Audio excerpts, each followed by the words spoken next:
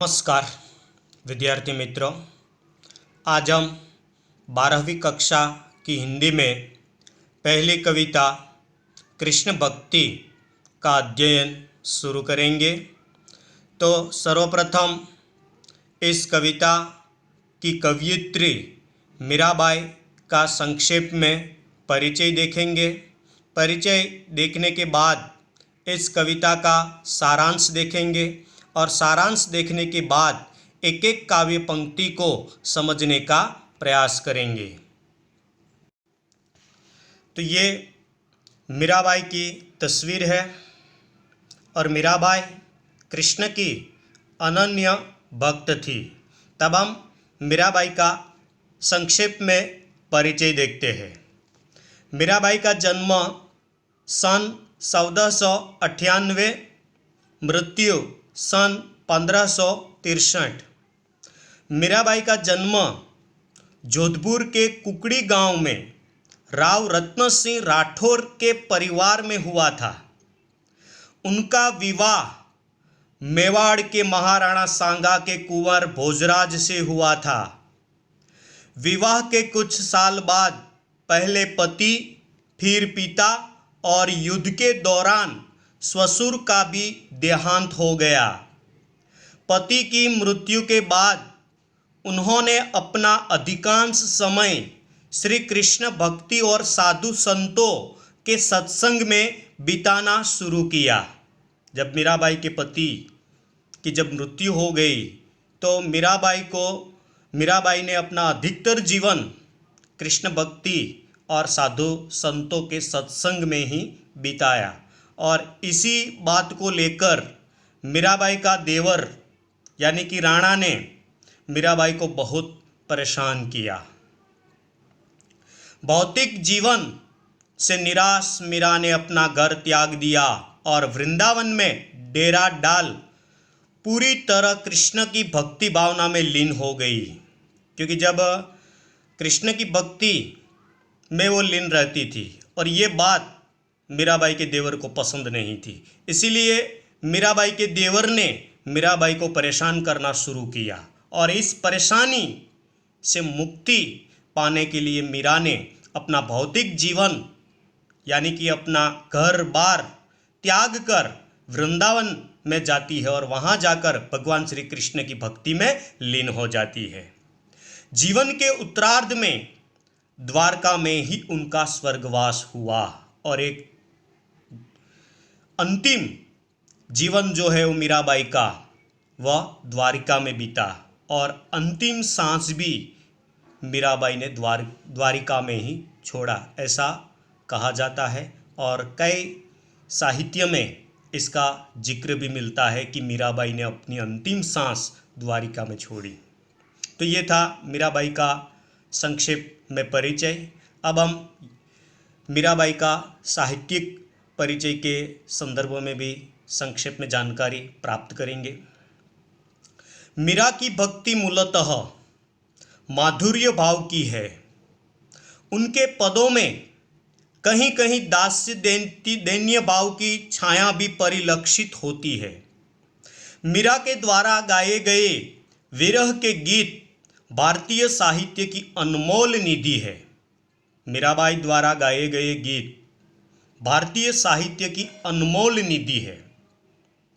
मीरा के पद संपूर्ण भारत में प्रचलित है। पूरे भारत में मीराबाई के गीत, मीराबाई के पद प्रचलित है। मीरा हिंदी और गुजराती दोनों की कवयित्री मानी जाती है। हिंदी और गुजराती दोनों भाषाओं में मीराबाई के पद देखने को मिलते हैं। इसीलिए मीराबाई को हिंदी और गुजराती की कवयित्री मानी जाती है। उनके पदों की भाषा में राजस्थानी, व्रज और गुजराती का मिश्रण पाया जाता है। मीराबाई की जो पदावली है और उसमें जितने भी पद हैं वो जब आप पढ़ेंगे तो उसमें राजस्थानी, व्रज और गुजराती भाषा का मिश्रण देखने को मिलेगा। संत रैदास की शिष्या मीरा की कुल 7-8 कृतियाँ ही उपलब्ध है। मीराबाई के गुरु का नाम है रैदास और रैदास जी से मीरा ने ज्ञानार्जन किया था, इसीलिए मीराबाई के गुरु का नाम है संत रैदास। और मीराबाई की साहित्यिक कृतियों की बात करें तो लगभग 7 या 8 कृतियाँ देखने को मिलती है और वह सारी की सारी कृतियाँ उनकी रचनाएं मीरा पदावली नाम से उपलब्ध है। वह 7 या 8 कृतियाँ जो मीराबाई ने लिखी है वह मीरा पदावली में संकलित है, मीरा पदावली में उपलब्ध है। तो ये था मीराबाई का साहित्यिक परिचय। अब हम इस कविता का सारांश देखेंगे। प्रथम पद, यहाँ हमारे अभ्यासक्रम में मीराबाई के 2 पद रखे गए हैं। तो प्रथम पद और द्वितीय पद में कौन सी बात प्रस्तुत हुई है, इसके बारे में जानकारी प्राप्त कर लेते हैं। प्रथम पद में कृष्ण के वियोग से तड़पती मीरा के मनोभावों का सटीक चित्रण किया गया है। कृष्ण के बगैर मीरा को कुछ भी अच्छा नहीं लगता। कृष्ण का दर्शन पाने को व्याकुल मीरा उनके दर्शन न होने पर बहुत दुखी है। प्रथम पद जो है उसमें मीरा की कृष्ण भक्ति का चित्रण देखने को मिलता है और मीराबाई की व्याकुलता का दर्शन भी प्रथम पद में देखने को मिलता है। दूसरे पद में कृष्ण गोपियों तथा राधा के साथ व्रज में होली खेलते हैं। उस अवसर का मीरा ने बड़ा ही मनोहारी वर्णन किया है। दूसरा जो पद है उसमें होली के अवसर पर भगवान श्री कृष्ण अपनी प्राण प्रिय राधा और अन्य गोपियों के साथ होली खेल रहे हैं, इसका बड़े आबेहूब रूप से मीराबाई ने चित्रण किया है। तो अब हम दोनों पदों का पहले पठन करेंगे और पठन करने के बाद एक एक पद को समझने का प्रयास करेंगे।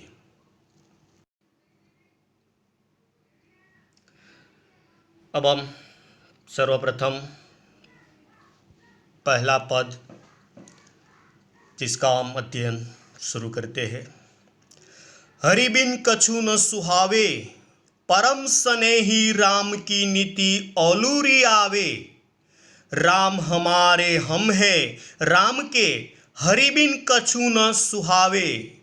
आवण कह गए अजहु न आए, जीवड़ा अति उकलावे। तुम दर्शन की आस रमैया, कब हरि दरस दिलावे। चरण कवल की लगनी लगी, नित बिन दर्शन दुख पावे। मीरा को प्रभु दर्शन दीजियो, आनंद बरण्यु न जावे। तो ये जो पहला पद है, इस पद में मीराबाई की व्याकुलता का दर्शन देखने को मिलता है और यहाँ मीराबाई यह कहती हुई नजर आती है कि हरि बिन कछु न सुहावे। हरि हरि यानी यहाँ कृष्ण के अर्थ में यह शब्द प्रयुक्त हुआ है और मीराबाई ने कृष्ण को हरि शब्द का प्रयोग किया है। इसीलिए मीराबाई कहती है कि हरि बिन कछु न सुहावे, हरि के बिना कुछ अच्छा नहीं लगता। परम स्नेही राम की नीति औलूरी आवे, यहाँ राम शब्द का भी इस्तेमाल किया है। तो राम वो भी भगवान श्री कृष्ण के अर्थ में ही ये राम शब्द प्रयुक्त हुआ है। और एक शब्द यहाँ है अलूरी। अलूरी का मतलब है माफिक या अनुकूल। यहाँ मीरा ये कहती है कि परम स्नेही राम की नीति अलूरी आवे। परम स्नेही भगवान श्री कृष्ण की नीति माफिक आवे। मुझे तो मेरे हरि मेरे भगवान श्री कृष्ण की नीति अनुकूल आती है, माफिक आती है। राम हमारे हम है राम के, हरि बिन कछु न सुहावे। राम हमारे हैं और हम राम के। तो यहाँ राम शब्द भी कृष्ण के अर्थ में ही प्रयुक्त हुआ है। इसीलिए मीराबाई कहती है कि कृष्ण हमारे हैं और हम कृष्ण के हैं। हरि बिन कछु न सुहावे, हरि के बिना कुछ अच्छा नहीं लगता। आवण कह गए अजहु न आए, जीवड़ाती उकलावे। आने को कहकर गए थे कि मैं आऊंगा, लेकिन मेरे हरि अब तक नहीं आए, अभी तक नहीं आए। इसलिए हे हरि, हे कृष्ण, मेरी आत्मा, मेरा जीव बहुत व्याकुल है, बहुत परेशान है, क्योंकि आपकी प्रतीक्षा में है। इसलिए आप आने का वादा करके गए थे, लेकिन आप अभी तक नहीं आए। इसीलिए मेरा मन, मेरा हृदय और मेरा जीव व्याकुल है, परेशान है। तुम दर्शन की आस रमैया, कब हरि दरस दिलावे। तुम्हारे दर्शन की आश लगा कर बैठी हूँ। हे हरि, हे कृष्ण, आप मुझे कब दर्शन दोगे। मैं आपके दर्शन की आश लगा कर बैठी हूँ। तो यहाँ दरस, दरस का मतलब होता है दर्शन, आश, आश का मतलब होता है आशा। मैं आपके दर्शन की आशा में बैठी हूँ, आप मुझे कब दर्शन दोगे। चरण कवल की लगनी लगी, नित बिन दर्शन दुख पावे। हे हरि, हे कृष्ण, मुझे तो आपके चरण कमलों के दर्शन की लगनी लगी है। आप कब आओ और कब मुझे दर्शन दो। जब तक आप दर्शन नहीं दोगे, तब तक मेरा मन, मेरा हृदय और मेरी आत्मा दुखी रहेगी। जब आपका दर्शन नहीं होगा, तब तक मेरी आत्मा, मेरा जीव, मेरा हृदय, मेरा मन व्याकुल रहेगा, दुखी रहेगा। मीरा को प्रभु दर्शन दीजियो, आनंद बरण्यु न जावे। मीरा अंतिम पंक्ति में कहती कि हे मेरे प्रभु, हे मेरे हरि, हे मेरे कृष्ण, आप मुझे दर्शन दो। जब तक आप हमें दर्शन नहीं दोगे, तब तक मेरा जीव, मेरा मन व्याकुल रहेगा। जब आप मुझे दर्शन दोगे, तो मेरे आनंद का वर्णन मैं नहीं कर पाऊंगी, इतना आनंद मुझे होगा। इसीलिए हे प्रभु, आप मुझे दर्शन दो। तो विद्यार्थी मित्रों, ये पहला पद था जिसमें मीराबाई की व्याकुलता का वर्णन देखने को मिलता है, और मीराबाई ये आश लगा कर बैठी है कि हे हरि, हे कृष्ण, आप मुझे दर्शन दो। ऐसी आश लगाकर मीरा बैठी है, ये वर्णन यहाँ देखने को मिलता है। अब हम दूसरे पद की ओर आगे बढ़ते हैं। होरी खेलत है गिरधारी, मुरली चंग बजत डफ न्यारो, संग जुवती व्रज नारी, चंदन केसर छिरकत मोहन, अपने हाथ बिहारी। बरी बरी मुठी गुलाल लाल, चहु देत सबन पे डारी, छेल छबीले नवल कान, संग श्यामा प्राण पियारी। गावत चार धमार राग, तह दई दई कल कर तारी। फागु जो खेलत रसिक सांवरी, बाडियो रज व्रज भारी। मीरा के प्रभु गिरधर नागर, मोहन लाल बिहारी, मोहन लाल बिहारी। तो ये जो दूसरा पद है, इस पद में मीराबाई ने भगवान श्री कृष्ण होली के अवसर पर होली खेल रहे हैं, इसका आबेहूब वर्णन इस पद में प्रस्तुत किया है। तो अब हम एक एक काव्य पंक्ति को समझने का प्रयास करते हैं। होरी खेलत है गिरधारी, गिरधारी गिरी को धारण करने वाले यानी भगवान श्री कृष्ण। कभी कभार ये शब्द समूह के रूप में प्रश्न पूछा जाता है व्याकरण विभाग में, इसलिए होरी, होरी का मतलब है होली। होरी खेलत है गिरधारी यानी कि होली खेल रहे हैं कृष्ण भगवान। अब ये होली किस प्रकार हरि यानी कि कृष्ण खेल रहे, इसका वर्णन यहाँ मीराबाई ने किया है। मुरली चंग बजत डफ न्यारो, संग जुवती व्रज नारी, मुरली चांग यानी कि एक वाद्य, बजत डफ न्यारो, डफ भी एक वाद्य है जो चमड़े का बना होता है और चंग की तुलना में थोड़ा बड़ा होता है।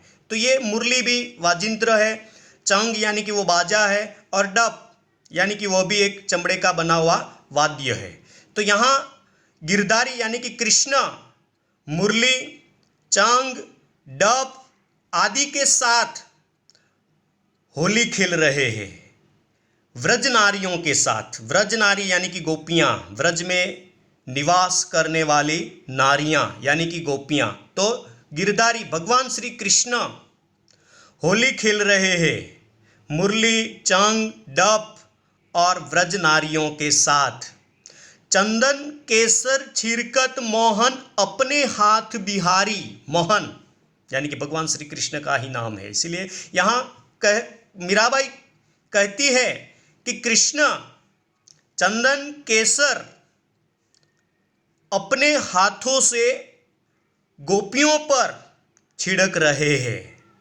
भरी भरी मुट्ठी गुलाल लाल चहु देत सबन पे डारी, चंदन केसर के साथ अपने हाथों से मुठिया भर भर कर गुलाल खेलने वाले सभी लोगों पर छिड़क रहे हैं। छेल छबीले नवल कान संग श्यामा प्राण पियारी।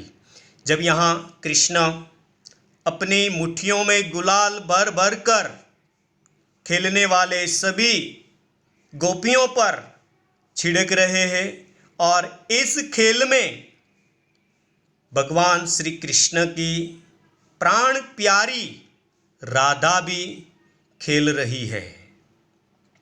छेल छबीले नवल कान, कान्ह संग श्यामा प्राण पियारी, कान्हा के साथ कान्हा की प्राण पियारी श्यामा, श्यामा का मतलब है राधा। तो राधा भी कृष्ण के साथ होली खेल रही है। गावत चार धमार राग तह दे दे कल कर तारी, और भगवान कृष्ण धमार राग में गीत गा रहे हैं, और कल करतारी, करतारी का मतलब है ताली बजाना, और धमार राग में गीत गाते तालियां बजाते बजाते वो होली खेल रहा है। तो धमार राग में गीत गाया जाता है, जो अक्सर फागुन मास में होली के अवसर पर जो गीत गाए जाते हैं वो ज़्यादातर गीत धमार राग में ही गाया जाता है।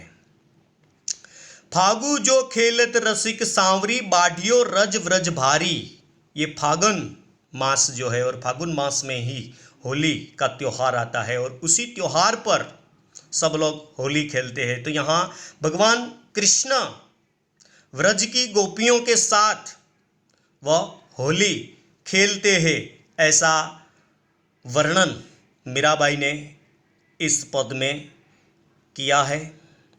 इसलिए मीरा कहती है कि फागु जो खेलत रसिक सांवरी बाढ़ियो रज व्रज बारी, और भगवान श्री कृष्ण गोपियों के साथ इस प्रकार से चंदन केसर गुलाल अबील सब उड़ाते हुए नजर आते हैं, और ऐसा नज़ारा देखने को मिलता है कि चारों तरफ अबील और गुलाल ही देखने को मिलता है।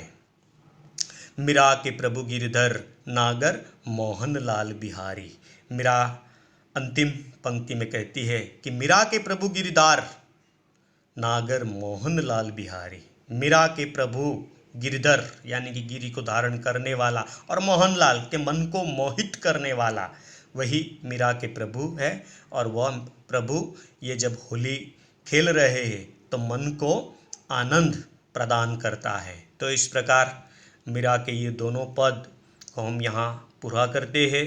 पहले पद में मीराबाई की व्याकुलता का वर्णन देखने को मिलता है, और दूसरे पद में मीराबाई ने भगवान श्री कृष्ण के द्वारा होली खेलते हैं ऐसा वर्णन यहाँ प्रस्तुत किया है। तो दोनों पदों में मीराबाई ने बहुत बढ़िया तरीके से भगवान श्री कृष्ण का वर्णन प्रस्तुत किया है। तो ये शब्दार्थ और टिप्पणी आप देख लेना। फिर स्वाध्याय, और स्वाध्याय में विकल्प वाले प्रश्न, एक एक वाक्य वाले प्रश्न, 2-3 वाक्य वाले प्रश्न और सविस्तार पूर्वक के प्रश्नों को आप अपनी हिंदी विषय की नोटबुक में लिख देना। तो आज के इस वीडियो में पहली कविता कृष्ण भक्ति को हम पूरा करते हैं। अस्तु।